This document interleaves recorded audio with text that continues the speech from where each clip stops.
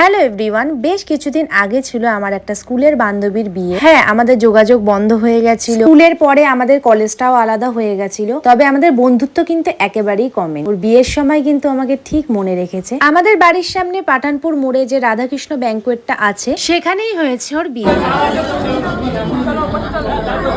আমাদের যেতে যেতে দেখি এখানে বিয়ে কিন্তু স্টার্ট হয়ে গেছে, মানে তখন সবে বিয়ে স্টার্ট হচ্ছিল আর কি। শুভ দৃষ্টির জন্য ওকে সবে এনেছিল, তাই প্রথমেই কিন্তু আমরা উপরে গিয়ে কাকির হাতে গিফটটা দিয়ে নিলাম। তারপরে এখানে আমরা একটু দেখে নিচ্ছিলাম আমাদেরকে কেমন লাগে। যাই হোক, ভেতরে যেহেতু এসি ছিল খুব একটা প্রবলেম হচ্ছিল না, কিন্তু সেদিন কিন্তু ভালো গরম ছিল। এসে এখানে আমরা স্টার্টার নিয়ে নিলাম। আমি এখানে চিকেন পকোড়া নিয়েছি আর তার সাথে কিন্তু কফিও নিয়েছি।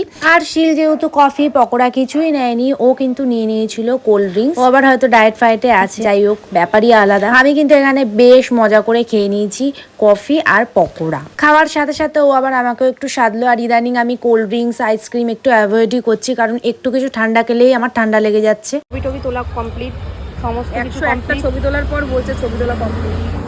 তুই কম তুলেছিস নাকি? তুই দেখ, কোমর বেঁকিয়ে মুখ বেঁকিয়ে। মোটেও না, তুই দেখ তোর কটা আছে আমার কটা, তুই দেখে নে, তোরই বেশি আছে। এখন আমরা খাওয়ার জন্য মানে আমাদের জায়গা নেই।